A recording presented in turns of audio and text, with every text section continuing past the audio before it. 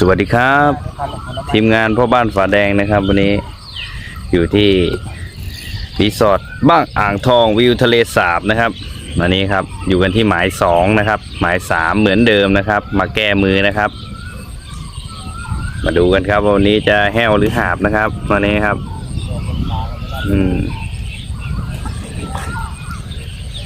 นี่ครับบรรยากาศยามเช้านะครับ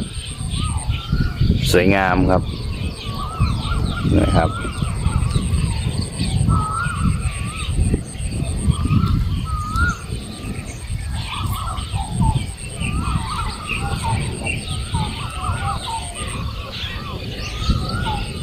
มาดูกันครับมาลุยกันครับ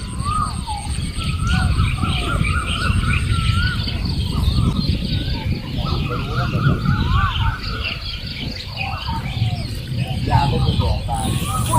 ไปแล้วนะ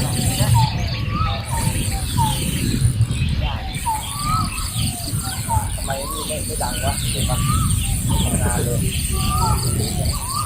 ที่ต่อตรงนี้หน่อยนี่ต่อตรงนี้เลยนี่จบแน่ตัวนี้ต้องหัวเลยรู้เลย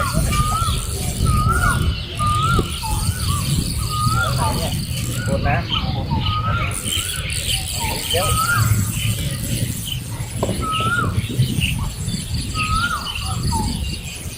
นั่งกันเกินเลย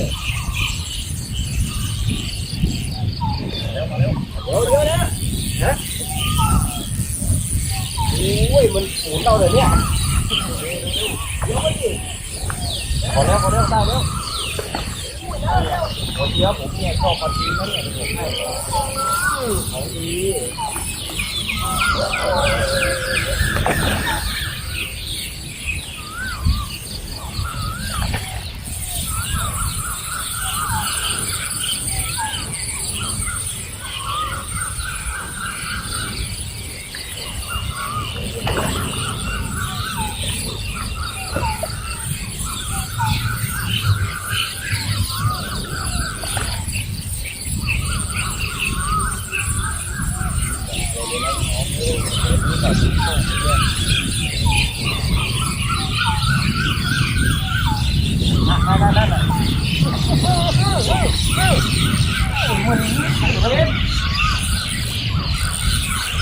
ผมแน่นอนเลย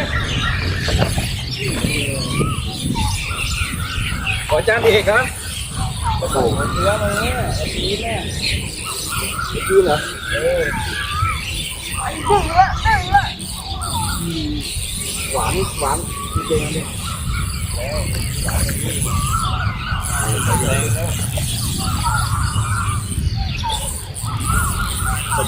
ขาจะให้หนักก๊อฟดึงของที่นี่ไงเดี๋ยวไม่ต้องเดี๋ยวไปตีเป็น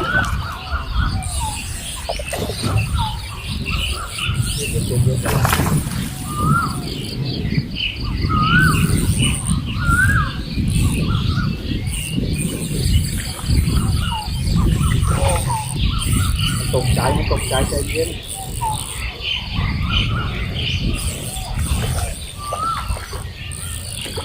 เดินถอยหลังเลยนะเยอะเปิดประตูแต้มใหญ่ด้วยกินครับโอ้กล้องน้อยแต้มใหญ่ด้วยเปิดสกอร์แรกครับไม่ใช่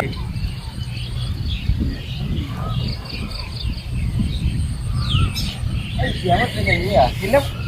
วกดแล้วเนี่ยมีของจริงเร็วสองผู้ยิ่งใหญ่เราล่ะจับต้นมีข้างหลังมาอะไรอ้าวใส่สวยแล้วเอาไว้ก่อนมันร้อยก็ต่อโอ้เดินเขาดูนะดูเขาเอาขึ้นดิแป๊บเดียวเขาขึ้นแล้วนะไม่ทำเป็นหน้าไหนเมื่อกี้เลยโอ้โหดูดิเขายกเห็นมาเลยตัวแรกผมต้องปานี่หน่อยแต้มแรกต้องปานี่หน่อยดูตกใจแล้วเนี่ยตกใจแล้วแต้มแรกผมต้องปานี่หน่อยไม่งั้นเดี๋ยวหลุดไปจะได้แย่ได้เดี๋ยวนี่เบมมันรู้แตกกันดีแล้วอ่ะมันไม่กดหรอพี่ต้นเฮ้ยพี่ต้นอ่ะดูแล้วทำไมเขาดึกเขาอยู่วันนี้อะไรไปอย่างนู้นเลยวันนี้ไม่ใช่แล้วไปอย่างเงี้ยไปอย่างนู้นจะตกแล้วขอข้างเลยคนเดียวไปเลยต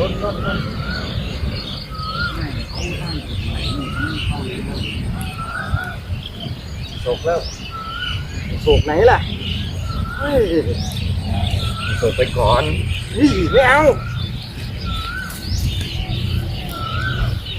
เรื่องผมมันอะไรวะตอดอย่างเดียวโซกเช็ค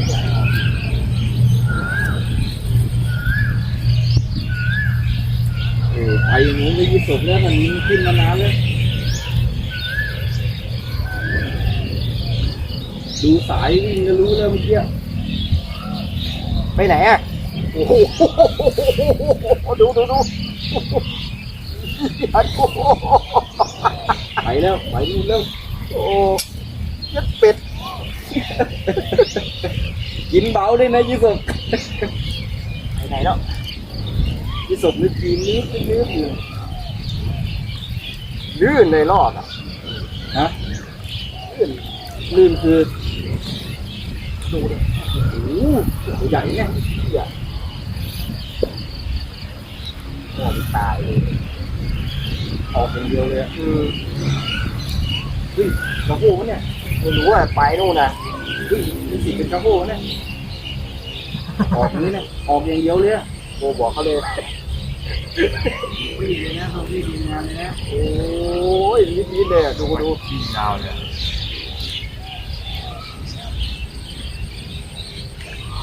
ดีนะที่ได้เอ็นใหม่จานก๊อฟมาเนี่ย13 ปอนด์ด้วย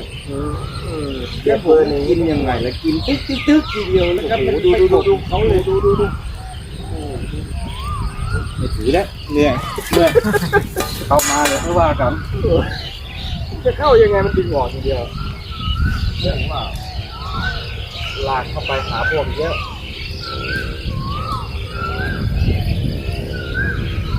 นี่แหละอย่าไปเอาเข้าต่อนะไม่ได้เข้าดิฟ้าอยู่เนี่ยเบอร์หนึ่งเฮ้ยยังช่วย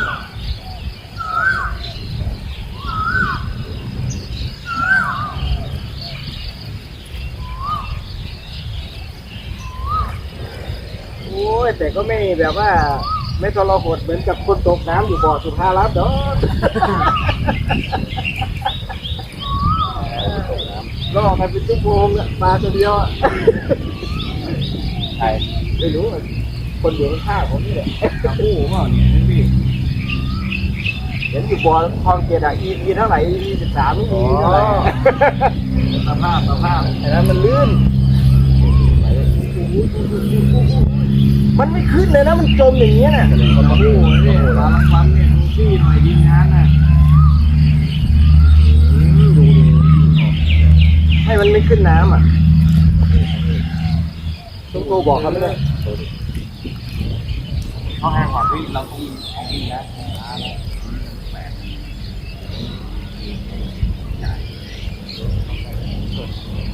ยืดก่อนนี้แต่วิ่งบ้าเขาปล่อยให้เปิดตกแล้วอ่ะ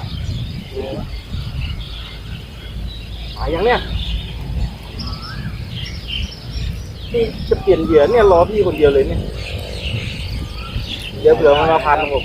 การล็อกของอยู่ไม่ได้แล้วของผมไม่นี่เป็นเดียวเลยกดเขาเดี๋ยวดูดิลงอย่างเดียวแหละเนี่ยมันลงอย่างเดียวเลยมันไม่ขึ้นเลยโอ้โหแล้วอย่างเงี้ยตัว100%นี่อะไรครับพี่นี่เหยื่ออะไรครับโอ้เหยื่ออันขาแดงครับผมเหยื่อจริงๆนะเหยื่อขาแดงเนี่ยตัวแรกก็ปลารางวัลเลยจะโหดเกินไปแล้วน้ำอย่างเดียวไปไหนนู่นน่ะต่อขาแล้วเข้าตออย่างเดียวเอ็นอยู่ไหนแล้วเนี่ยนู่นนะมันไปนู่นน่ะเหนื่อยเนี่ยเอาเด็ดขึ้นดีกว่าผู้ดีเขาจะได้จบเปล่าสภาพเปล่าลาดไม่ขึ้นเนี่ยไม่ถ้าสภาพมันเลาะหลีเลยไม่ใช่ว่าผมไม่นี่นะคือมันมาตลอดนั่นแหละ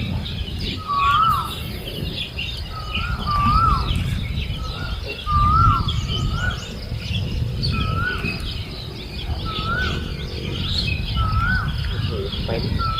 เข้าข้างยอมเอาเป็นใจ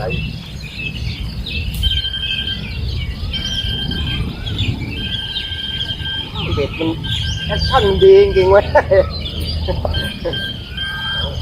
ดูกดจมอ่ะดูต้องโหแล้วตัวพายิโศกขึ้นมาแล้วคือกดจมเลยอ่ะพายิโศกขึ้นมาแล้วกดจมเลยอร่อยกดลงตื่นเต้นแต่เช้าเลยวันนี้ตื่นเต้นกับเขาเลยมาจะวิ่งหน้ามันยิ้มตาไปแล้วใกล้ได้เห็นแล้วใกล้หมดแรงแล้ว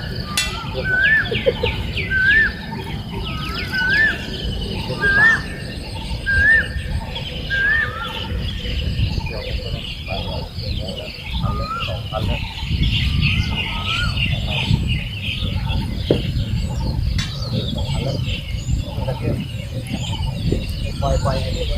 หน้ารอบเลย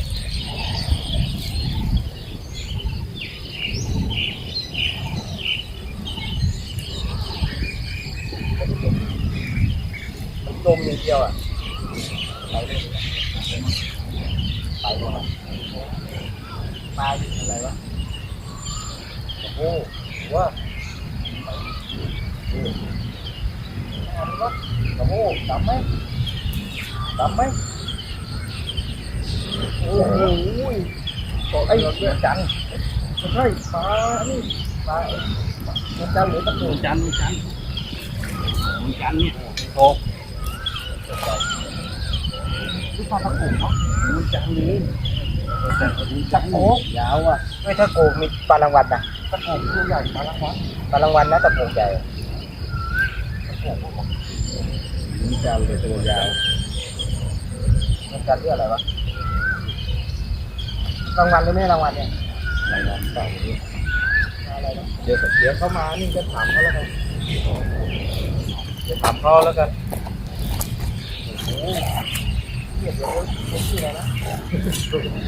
นะพี่ต้นมาโอ้ยพี่ต้นมา ผมว่านวลจันทร์ว่ะ ตัวเลขของโคตรเลยนะ พี่ต้นมา ผมว่านวลจันทร์นะครับ เนี่ยนวลจันทร์นะต้นดูหน่อยโอ้โหสุดยอดครับถือดีๆหน่อยครับเดี๋ยวพุ่งลงน้ำครับ โอ้โหกว่าจะขึ้นมาได้นะ เหมือนจะเป็นนวลจันทร์นะถ้ายีสกมันต้องออกสีแดง นวลไม่ตะโกก็ไม่ใช่แบบนวลจันทร์หรอกนวลจันทร์นะนวลจันทร์ไม่ใช่รางวัลนะไม่ใช่ตะโกกไม่ใช่ตะโกกต้องหน้าแหลมกว่านี้ใช่ตะโกกหน้าแหลมกว่า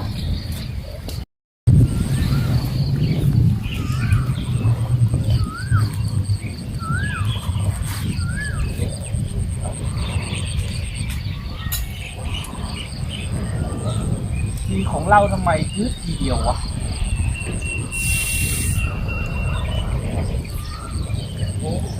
เดี๋ยวมันกิ้งขนาดนั้นอ่ะกิ้งเหมือนกันเลยก๊อปอะไรปากิ้งเดียวกิ้งเลยสัตว์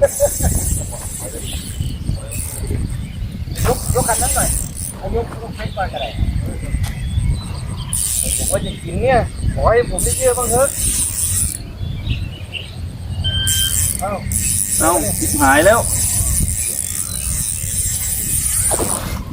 โอ้น้ำเขาอยู่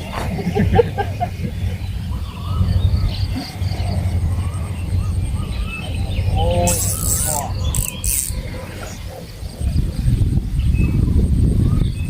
มาหาผมก่อนเลยนี่ปลาอะไรเอาได้แล้วยีสกอุ้ยตกวะว้ายยี่สกน้อยน้องนั่นเฮ้ยนะเดี๋ยวลากเลยลากขึ้นมาไม่ใช่ลากขึ้นมาแบบนี้ดิลากไม่ใช่ไม่งัดแต่ลากดึงเนี่ย เอาจับขึ้นมาหน่อย ได้แล้วพอแล้วกดได้เลยเอามาเทียบกันหน่อยนี่นะ ใช้เดียวกันนะ คนละไซส์เลย อย่าไปเทียบของเขาก๊อปใช่เลยอย่างเงี้ยตีดเนี่ยใช่ป่ะ หลมเลย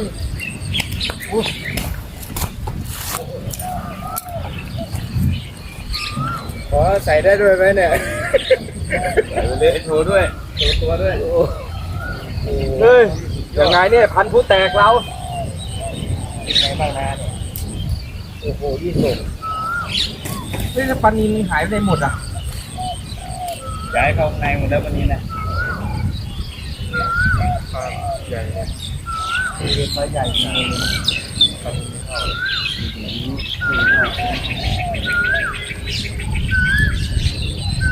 มันยังอยู่ไกลยังไม่เข้า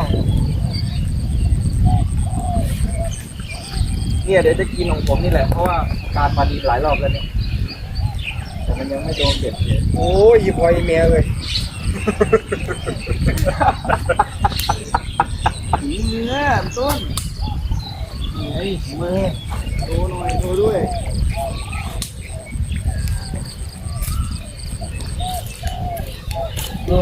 ไม่อยากพูดเลยนะครับผลงานของเหยื่ออะไรนะครับเหยื่อพ่อบ้านฝาแดงครับผม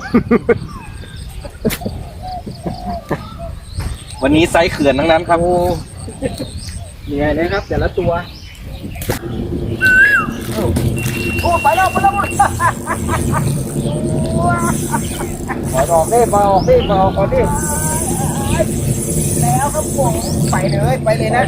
หลบเข้าหน่อยไปเดี๋ยวนู้นเลยคนเดียวเลยไปเลยครับนะ เนี่ยมันเป็นของผมที่ยืดผม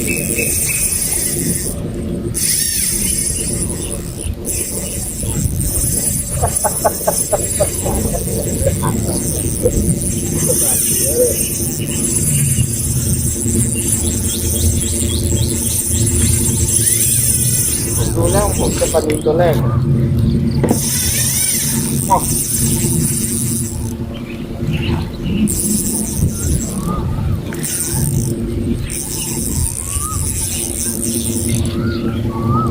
ฮัลโหลครับ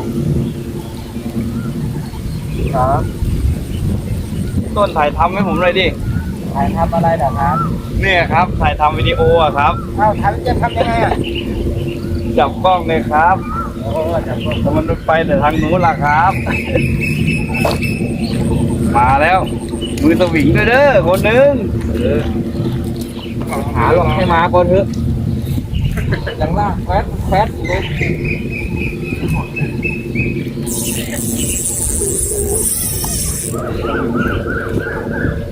ปะจีนนะวะ โอ้ปลาจีนมันก็ยิงอย่างนั้นนะ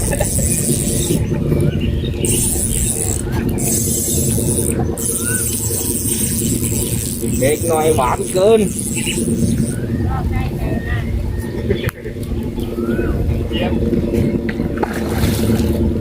ตัวยังทัดเลยมาทางนี้อย่าไปทางนู้นโอ้โหแดกแค่ ปวดแขนว่ะ เห็นแล้วว่าเป็นที่ตกติดเบรกเลยอัดมันหัวไม่ได้ใหญ่ด้วย ลากทีนี่กระจุยกระจายเลยนะสุดยอดจัดเอง3 แต้มแล้วครับเหยียบฝาแดงนะครับโอ้โหตากล้องเราโอ้หลุดพอดี เข้าสวิงปุ๊บหลุดพอดี ขาดเปล่าดูดี หลุดสวยงามโบโบครับวันนี้รถถัง ๆแล้วรอเยือกปลานินปลาพวกนี้ขี้เกียจเยือกกดแขนเฉยๆเปล่าๆเราได้หมดเลยได้ระดับเอ้วโอ้โหยอด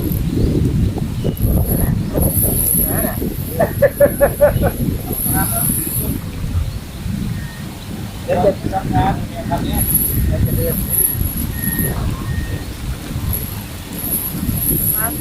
วางมาเลยพูดอ่ะสวัสดีนะพี่นะโอ้โหนี่มาเลยฮัลโหลอะไรอ่ะทานไปที่สุดเห็นแล้วอ่ะเห็นเลยนะมีปลารางวัลนะ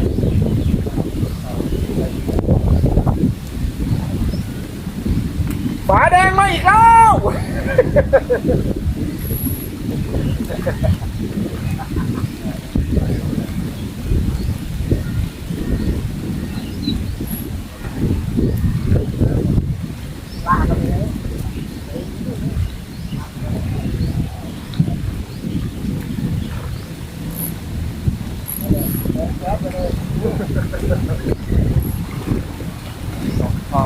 ตั้งกล้องที่แล้ว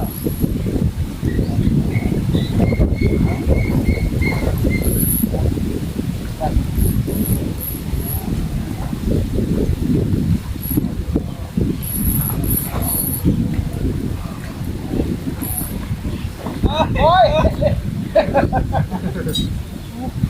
อ้ว้าวแล้ว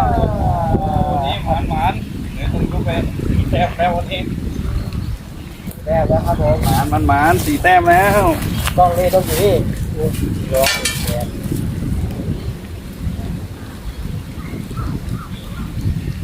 สูงทางนั้น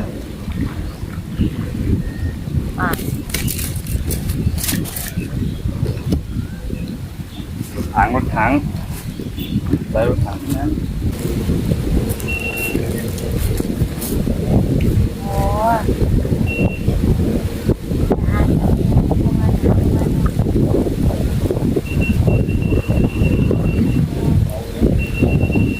เพราะว่า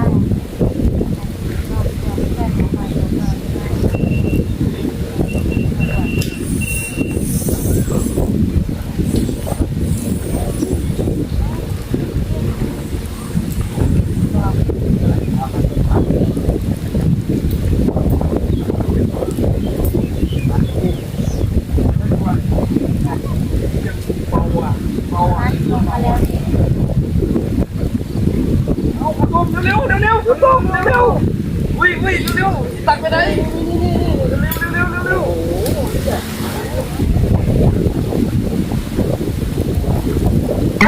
โอ้ยนะ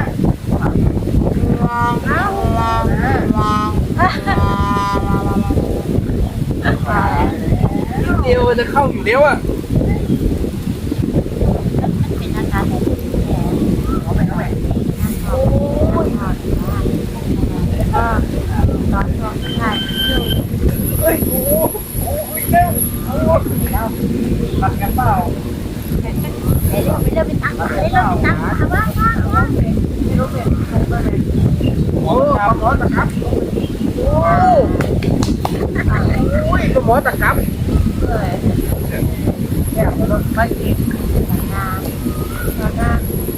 โอ้ตัวใหญ่เลยเข้ากล้องหน่อยโอ้ยตะกับเป็นกลัวโอ้หมอตะกับใหญ่นะนี่ มากไปรอบจะมาก ได้เนี่ย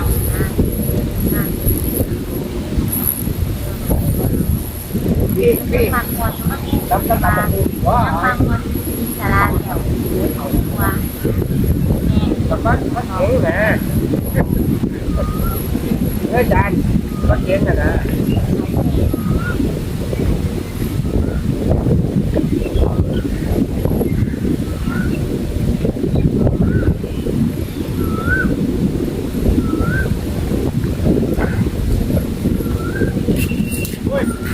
ทำกันดีกว่าว่านั่นแหละวันนี้ มั่นใจที่จะมา ไปหลังนะเลยหลังเลยโอ้ยมาเลยเลยอะไรต่างลงไปเรื่อยเลย 2 ตัวแล้ว ก็เอาเงาก็หันเลยซ้อนซ่าได้ดักเจ้า เอา ตะ ไว้ เกียบ เอาไว้ ไปเนาะ ขาดว่ะ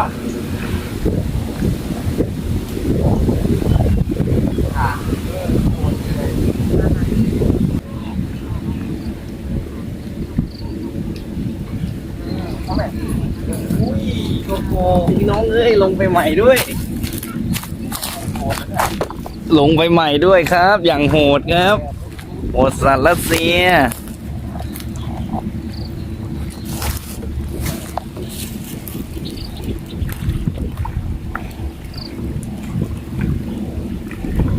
ลงไปปุ๊บกินเลยเนาะพี่ต้นเพิ่งตีเมื่อกี้เนี่ยสงสัยเข้าปากพอดี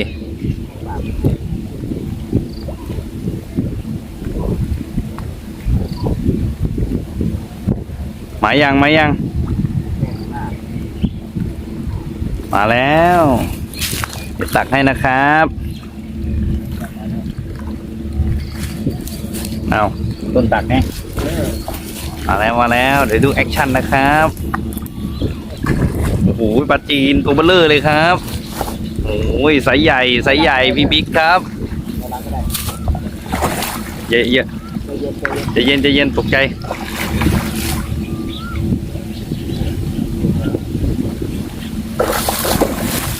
โอ้เต็มหนากูเลยน้ำ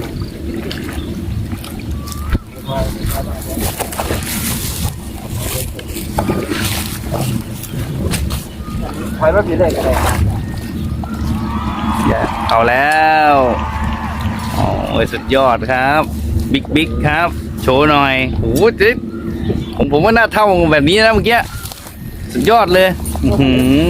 ตัวเดียวกันหรือเปล่าพี่ โอ้โหถ้ามีตะขออ่ะก็ตัวเดียวกันเลยถ้าตะขอติดปากนะนี่ครับสุดยอดนะครับตัวบัตรฝาแดงอุ้มปลาโชว์หน่อยจ้า ไปเกียร์เด้อบ้านไทยเกียร์เนี่ยผมเรียกปลาไปนะ อุ้มปลาหน่อย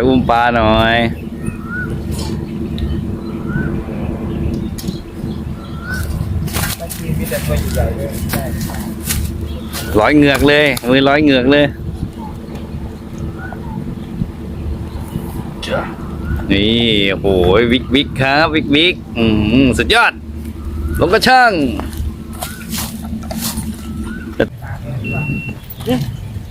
อันไหนวะอันนี้ครับนี่สั่นแล้วนะสั่นตาก็จะเป็นตาเดี๋ยวแล้วไปจะไม่ยาว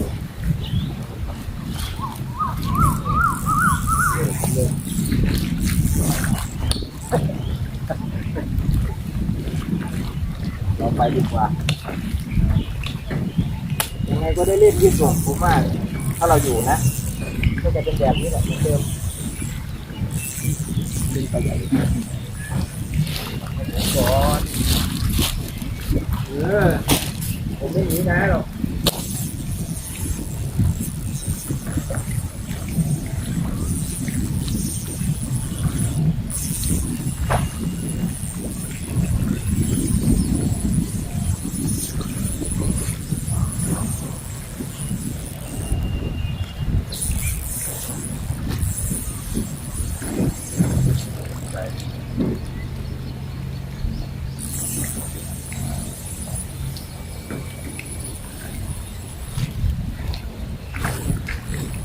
มาแล้ว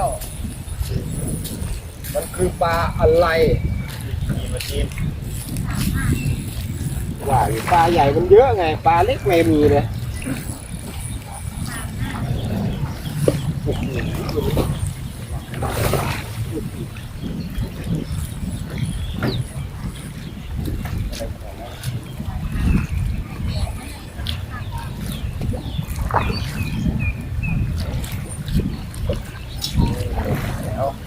ยักษ์ยักษ์ใหญ่ครับพี่น้อง เด็กยักษ์ใหญ่ย้ายหมายยักษ์ใหญ่ไม่เอาโอ้จะหลุดอยู่แล้วนะพี่ มันกินลมน้ำเด็ก หลุดแล้วเนี่ย มันกินลมน้ำก็ว่าใส่ถุงมือ โอ้ยสู้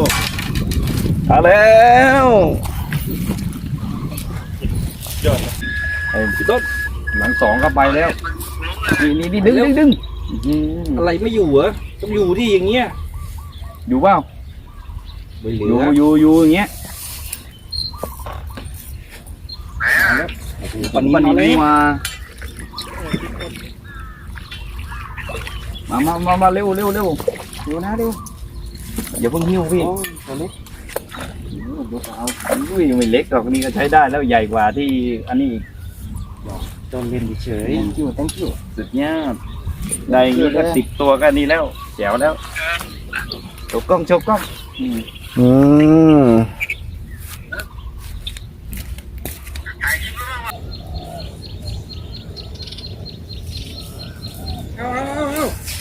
เลยไม่ดูให้เลยตอนนี้โอ้โหนะโอ้โหโอ้อยู่ไหมเนี่ยเฮ้ยดึงปัดแล้วตายเลยหมุนเลยนะหมุนเร็วเลยตัวใหญ่หมุนมาเลยผมว่าแล้วมันจะฟิชเชอร์ลิงมา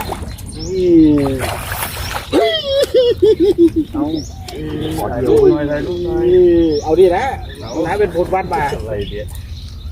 เอากล้องอยู่นี่ขนาดคนก่อไฟอยู่นู่นก็ยังเห็น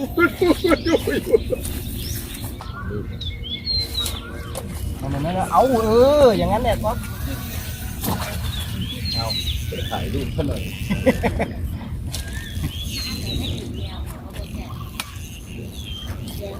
เอ้ารุดอีกเปล่าอยู่หรือเปล่าไหนล่ะกันทีกันกอล์ฟเป็นตัว0.5ด้วย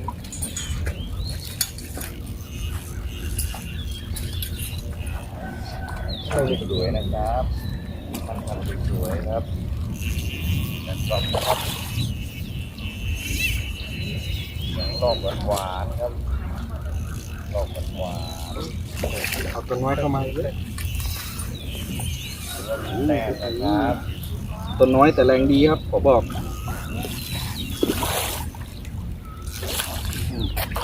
ยางไม่ยอมอีก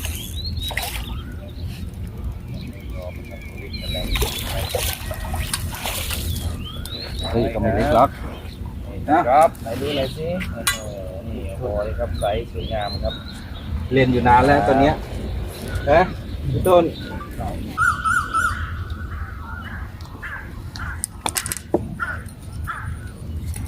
ไปแล้วยีตกชัวร์นิ่ม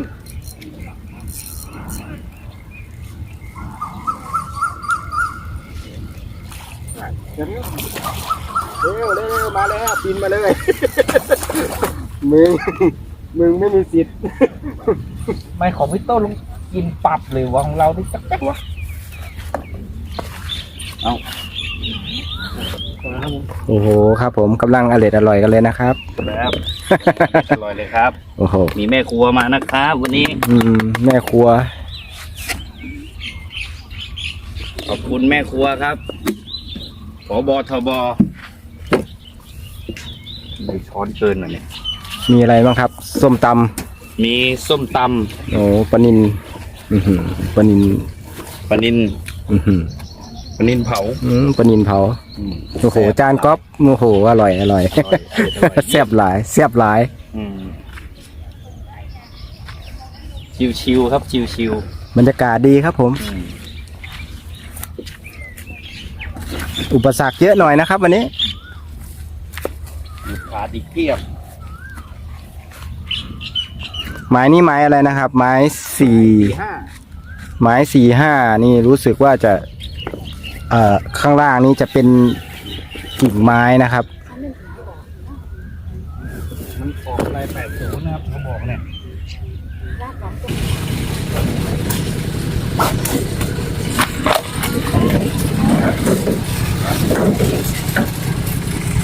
เลยนักสู้อ๋อไปป่ามานี่นักสู้กันไหนอีกปลาเข้าแล้วปลาเข้าแล้วตกลงย้ายไม่ย้ายทีนี้ อยู่นี่แหละ ถ้าอย่างนี้อยู่นี่แหละดูว่าเข้าไหมล่ะเข้าแล้วแหละเข้าแล้วจะได้ไม่ย้าย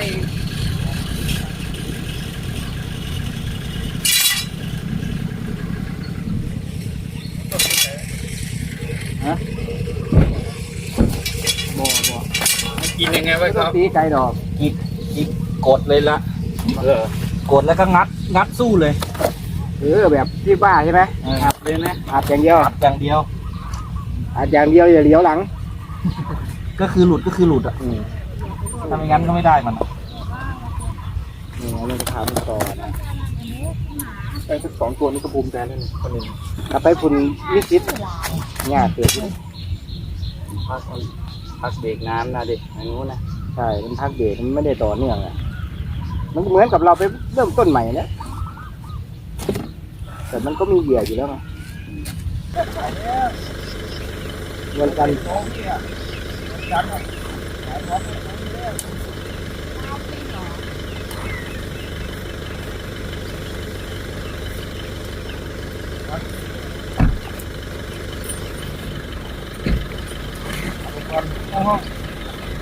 ตัดเนี่ย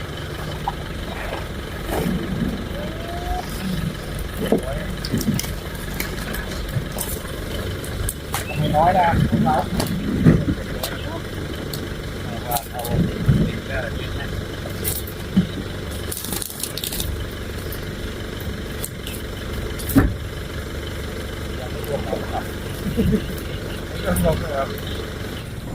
ก็เป็นผลงานไป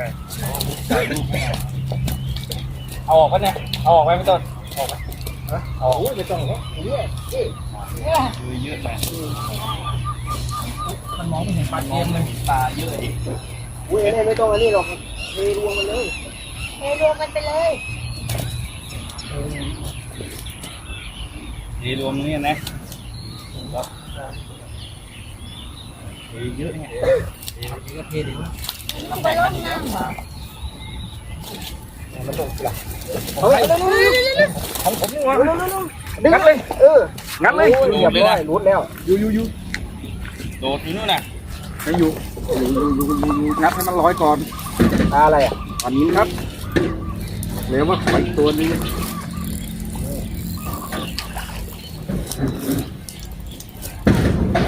อย่างนี้เล่นได้แล้วพอขึ้นแล้วเล่นได้แล้วด้ามสีฟ้าทางรถอ่ะโอ้โหลอยมาเลยลอยมาเลยใจเย็นใจเย็นใจเย็น ไม่มันจะหลุด เอาไปเดี๋ยวแป๊บ รวมด้วยช่วยกันครับรวมด้วยช่วยกันอ้าวใจเย็นใจเย็นใจเย็น จะตกน้ำไหมเนี่ย เดี๋ยวมาเล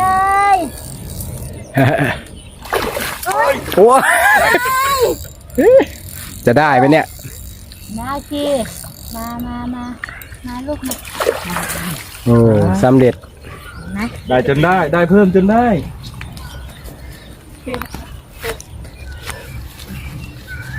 เอ้าอันนี้ไปไหนแล้วยีน ทีมนี่เนี่ย ครีมเหลือง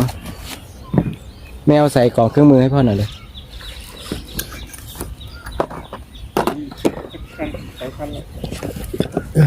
ผลงานขอจัดก๊อปมาอีกแล้ว จานก๊อฟมาอีกแล้ว อะไรนี่ไม่เกานิ้วดิ ฮะ กันก๊อปรอ โอ้โห เอามาไปถ่ายรูปกัน มันอะไรเป็นอะไรครับเนี่ย มาจากไหนวะเกินเลย ปลาไม่ค่อยได้เลยครับวันนี้ปลาน้อย นี่ไฟใหญ่ ๆอู้อะไรเนี่ย มาถ่ายรูปกัน เอาโทรศัพท์ไปถ่ายโทรศัพท์ของถ่ายไม่สวย ปั๊บเอากระดาษตัวถ่ายแล้วก็ปั๊บเอา ดูตาเปล่ามันเยอะ คืออะไรเนี่ยเขาทำอะไรกันครับ นี่ขอแล้วทันไฟอยู่ตรงนี้ โอ้ยเขาทำอะไรกันครับนี่ มาถ่ายรูปเร็วโอ้บอกพองัดของอื่นๆติดจังไม่ยอมติดเลยเมื่อกี้มันกึกๆอยู่พี่ต้นเดี๋ยวเลี้ยงรวมเฟรมเอาให้เห็นบ่อดิเห็นรีสอร์ทข้างหลังมัน โอ้ยนี่ มาถ่ายฝั่งนี้ นี่ต้องจับด้วย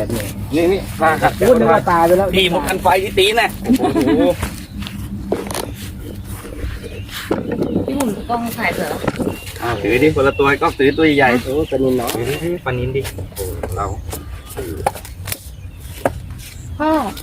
โทรศัพท์พ่ออยู่ไหนอ่ะ อยู่ในกระเป๋า เป๋าไหน ดีกว่าดูใหญ่หน่อย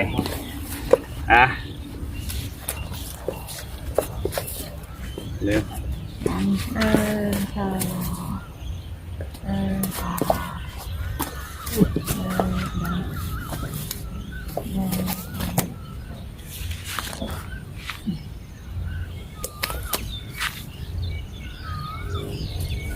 นี่คือผลงานซิมโบเดล เอาเครื่องนั้นถ่ายให้ด้วยครับ